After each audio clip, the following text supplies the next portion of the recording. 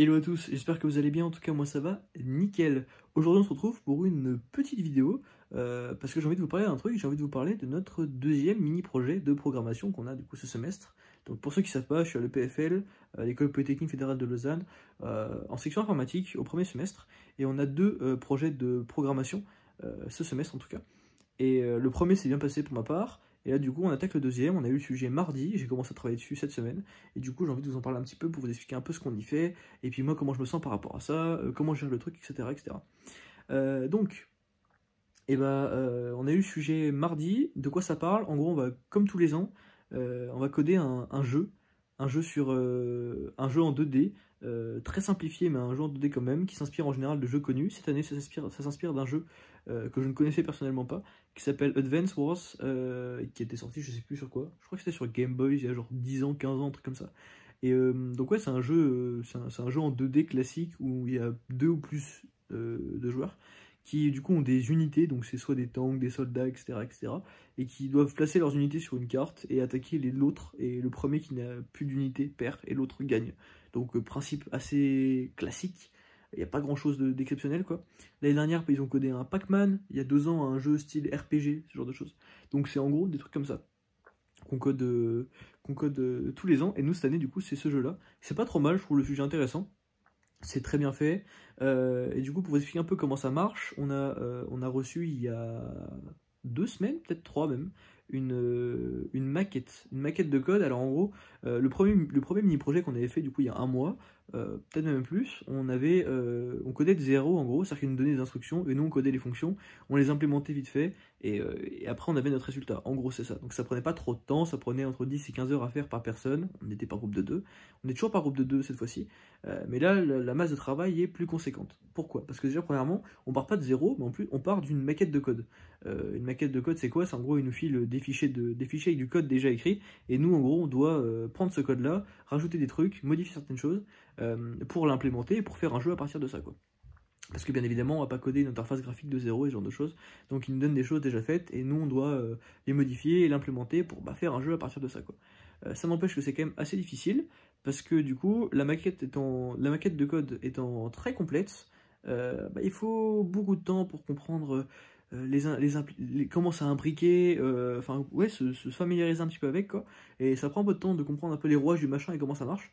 Et du coup c'est un peu frustrant parce que les 10 premières heures à bosser sur la maquette, sur le tuto, on est un peu là en mode on n'avance pas, on cherche à droite à gauche, on est dans telle fonction, puis dans telle fonction, puis dans telle fonction, enfin c'est très long, et ça peut prendre vite beaucoup de temps, donc c'est assez frustrant. Donc du coup on a eu la maquette de code. Avec la maquette de code il y avait un tutoriel qui en gros il nous faut coder un mini-jeu très basique, qui a rien à voir avec le jeu qu'on va coder là, enfin c'est pas le même jeu quoi, mais c'est juste un jeu qui a rien à voir, mais qui nous permet de nous familiariser avec, le temps de commencer à découvrir un peu les outils, et comme ça après quand on a le sujet, on peut attaquer correctement on peut attaquer correctement le vrai jeu, et on peut commencer à coder le vrai jeu d'un coup directement quoi. Et donc du coup, nous on a commencé cette semaine, il y a 3 parties. Apparemment les 3 parties sont pas indépendantes, mais la première et la deuxième sont quasi indépendantes, et la troisième apparemment ne l'est pas trop. De ce que j'ai compris, et de ce que nous a dit la prof, c'est plus dur d'aller chercher le 6 sur 6 cette fois-ci à ce projet-là, parce qu'à mon avis je pense que la partie 3 va être beaucoup plus technique et pas forcément accessible à tout le monde, ou en tout cas sauf si il faut y mettre les heures quoi. Et le problème c'est qu'on a quand même des cours à côté, que les cours ça devient assez dur quand même, enfin genre c'est la fin de semestre, certains profs accélèrent un petit peu, d'autres font des sujets plus difficiles, etc. Donc faut bien suivre, faut le temps de faire toutes les séries et tout ce genre de choses, donc forcément avec le mini projet en plus à côté ça fait beaucoup, et faut bien s'organiser pour pas prendre de retard, et du coup forcément on n'aura peut-être pas tous le temps de mettre les heures qu'il faut pour aller chercher le 6 sur 6, et donc voilà. Donc on nous a conseillé en gros de faire le maximum qu'on pouvait, mais de pas s'obstiner, parce que c'est la meilleure manière de prendre du retard dans d'autres matières quoi. C'est à peu près ce qu'on nous a dit. Mais pour le moment, moi j'aime beaucoup coder ce mini-projet. Bon, je vais pas mentir, je m'arrache les cheveux de temps en temps, ça m'est déjà arrivé de passer 20 à 30 minutes, pour ceux qui savent, à essayer de me demander comment est-ce que je peux get un attribut d'une classe dans une autre classe, etc. sans casser l'implémentation de la maquette de base. Et sans casser l'encapsulation, comme elle aime bien dire dans le tutoriel. Donc c'est un peu compliqué, je peux pas mentir, surtout qu'en gros, pour ceux qui savent pas, le premier mini-projet, on l'a codé dans un truc qui s'appelle la programmation impérative, je crois que c'est ça, si je dis pas de bêtises. En gros, c'est ce qu'on fait, c'est ce que la plupart des gens font quand on ne sait pas trop programmer ou quand on code en Python au lycée. C'est en gros, on code quelques fonctions les unes avec les autres, et puis on les met ensemble vite fait, et puis ça donne un algorithme, quoi. Là, c'est vraiment différent. C'est ce qu'on appelle de l'orient-objet. C'est un paradigme de programmation, une manière de programmer, avec beaucoup de code, beaucoup de rouages, beaucoup de trucs des fois peu intuitifs au début, qu'il faut prendre en main, et il faut faire cet effort-là, et du coup, bah, forcément, cet effort-là, on le fait en même temps que de coder le... On le fait en même temps que de coder le projet, donc forcément, bah, ça demande un peu plus d'effort. Donc personnellement je suis moins à l'aise avec ça pour le moment, parce que bah, ça m'est moins familier, donc forcément voilà. Mais au fur et à mesure je commence à comprendre un peu comment ça marche, et ça commence à devenir de plus en plus plaisant. Et puis ouais, c'est vrai que le début est beaucoup plus frustrant. J'ai envie de dire que le premier mini-projet, le début était super agréable, tu codes 80% du projet tranquille sans trop avoir de problème. Et après les 20% qui restent, faut aller débugger, et c'est long, c'est long, c'est long. Là c'est plutôt l'inverse, c'est plutôt le début qui est vraiment difficile, où il faut vraiment prendre le temps de comprendre la maquette, comprendre comment le code marche, etc. Et après, une fois que tu commences à être à l'aise avec la maquette, être à l'aise avec le code fourni, bah là, tu déroules et puis tu peux coder un peu ce que tu veux. Et c'est tout de suite beaucoup plus agréable. Donc c'est un peu un mécanisme inversé. Donc là voilà, au début, je vais pas mentir, je détestais le sujet, j'avais envie de franchement, ça me déprimait de voir le truc là et de pas avancer. Mais là maintenant, je commence à apprécier un petit peu que le truc au fur et à mesure. Et je pense que ça va être que comme ça, ça va aller que dans ce sens-là, je pense, et j'espère, jusqu'à la fin du mini-projet. Donc pour le moment, on a fait une seule des 3 parties. On attaque la deuxième, je dirais qu'on a un tiers de la deuxième partie, donc on a peut-être fait un peu moins de la moitié de ce qu'on va faire au total. Je sais pas combien de temps ça prend la 3e partie, donc je pourrais pas vous dire, mais en gros on a fait la moitié niveau point, quoi. Donc bah, on continue comme ça, on avance bien, et puis on lâche rien. Mais ouais, niveau rythme de travail, ça commence à devenir un peu compliqué de pas prendre de retard. Pour le moment, je suis fier de moi, j'ai toujours pas de retard. Si vous en avez, c'est pas grave, hein. Il y a des 3 semaines de révision qui sont faites pour ça aussi. Mais et moi, j'arrive à garder le rythme pour le moment. Donc c'est bien, je suis content. J'essaie de garder ça jusqu'à la fin, jusqu'à la semaine 14, ça me ferait très plaisir.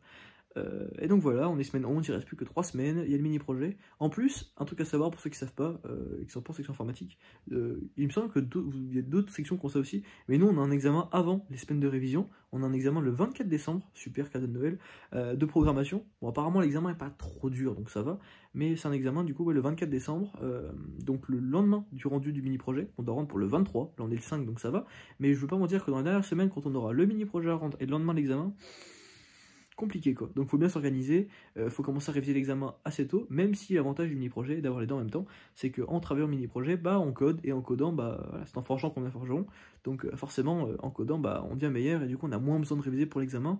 Néanmoins il faudra quand même prendre le temps de revoir un peu tout ce qui est théorie et tout machin, pour être bien prêt pour l'examen.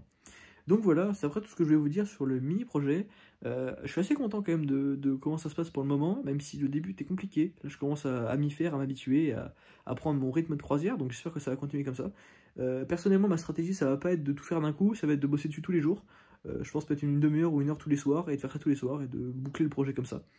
Et parce que j'avoue que j'ai un pote qui m'a conseillé de faire ça, parce que effectivement quand on fait tout d'un coup, des fois on bloque sur un truc, on se rend pas compte de comment résoudre notre problème, puis on y revient le lendemain, puis ça nous paraît tout naturel, donc je vais essayer de faire ça, comme ça, de faire un petit peu tous les jours, et en espérant que ça m'aide à être moins bloqué, à moins perdre mon temps sur des détails, et à rester bloqué sur des trucs 1 heure ou 2 heures, ou ce genre de choses. Donc voilà, c'est après tout ce que je vais vous dire. J'ai vu que mon vlog de cette semaine vous a pas mal plu, j'essaierai d'en refaire, peut-être pas toutes les semaines quand même, parce que c'est chaud, hein. Ça demande un peu de temps, la journée pour filmer, et puis le soir pour faire le montage et tout ce genre de choses, donc j'en ferai peut-être pas toutes les semaines, mais j'essaierai d'en faire de temps en temps, parce que ça vous a plu. En tout cas, d'ici là, et d'ici la semaine prochaine, n'hésitez pas si vous avez des questions sur le PFL en général, etc. Je pourrais vous y répondre dans les commentaires, et puis ouais, moi je vous dis à la prochaine, bye bye.